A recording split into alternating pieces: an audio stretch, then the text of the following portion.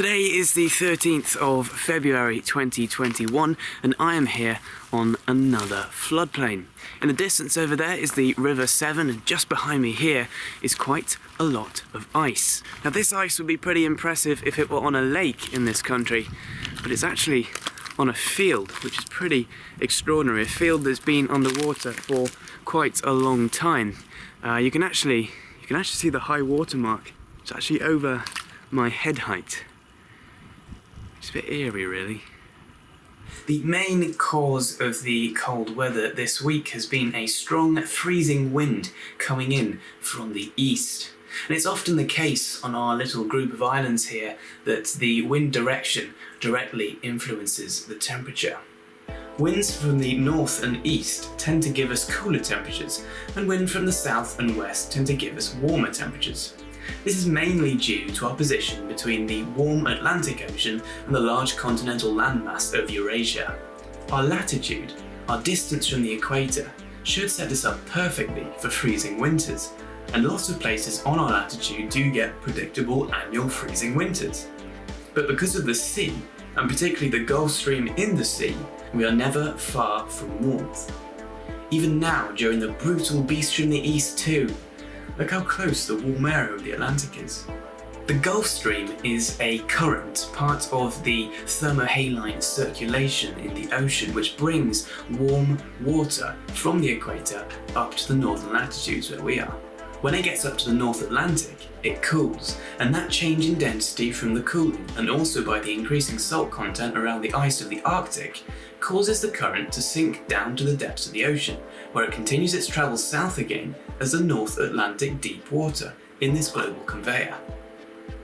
Eventually, it will return to the surface in the Indian or Pacific Oceans, where it will warm up again, before eventually winding its way back to the Atlantic to start the process all over again. Now you may be wondering why this makes the air warmer.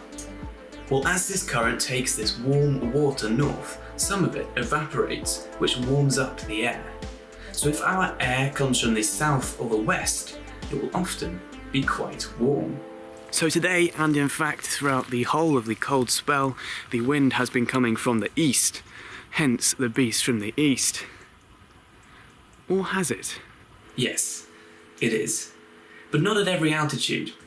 You see, the other day I saw some beautiful cloud textures, so I set up my GoPro doing a time-lapse, but when I got it back onto the computer I realised that the cloud textures in the time-lapse looked rather dull and boring. However, I did record quite an interesting effect. If you look at the white clouds in the background of this time-lapse, you can see that they're moving in the complete opposite direction to the clouds down near the surface, the ones in the foreground. This effect is called wind shear, where air in the higher levels of the atmosphere are moving in a different direction to air on the surface, and these high-altitude cirrus clouds allowed this movement to be seen.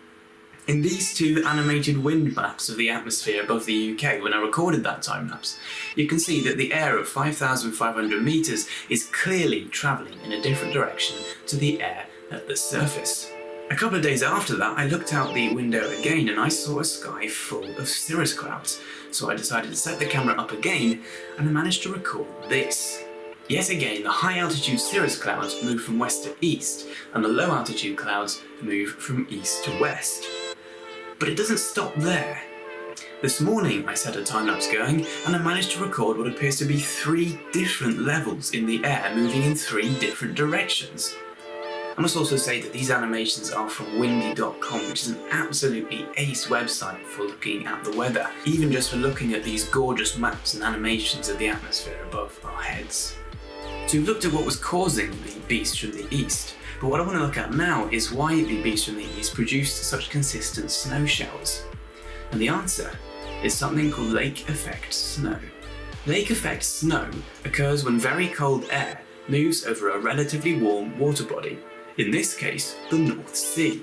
As the water evaporates into the cold air, it heats up and causes it to rise rapidly due to this change in density. As it rises, it cools adiabatically and the water condenses into clouds. These clouds then move with the wind over land, where they precipitate and drop all of their moisture as snow, if the air is cold enough. This process can continue to repeat for hours or even days, and so areas just downwind of the water body may receive very large amounts of consistent snowfall, often with big differences over small distances.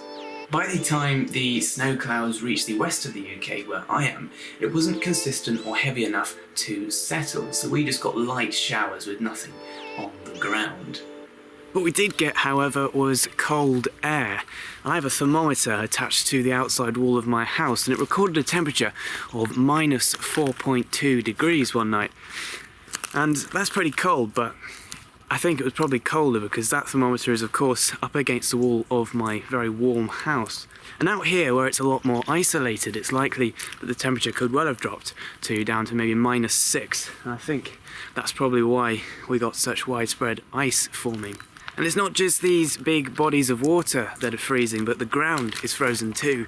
The mud is frozen. I'm stood on what would probably be extremely soft and wet silt any other day, but today it's frozen solid. It's like concrete, and it's just great. I love cold weather. It really opens up the terrain, especially in places like this.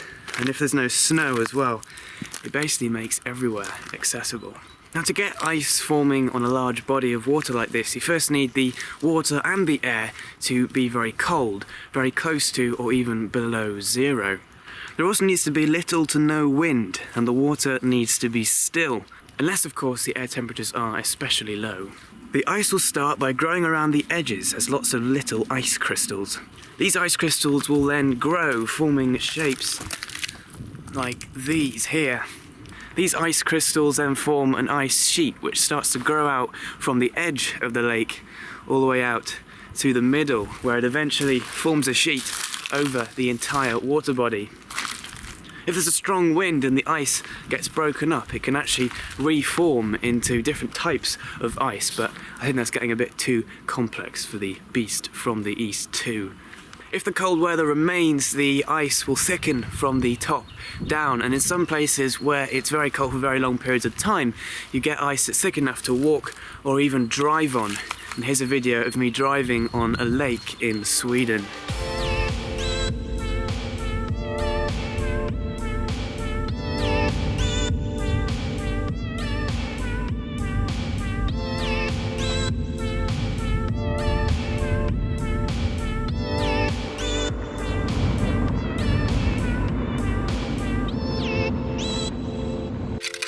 Have a look at that thickness.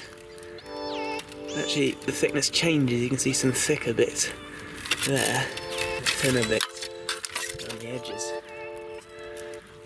The thickness is not uniform, it's fluid. Oh, that bit's quite thick on the end there, look at that.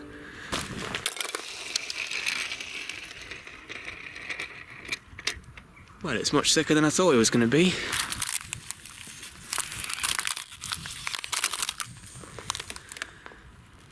Much thicker than I thought it would be. So you're looking at about a centimetre in some places, and obviously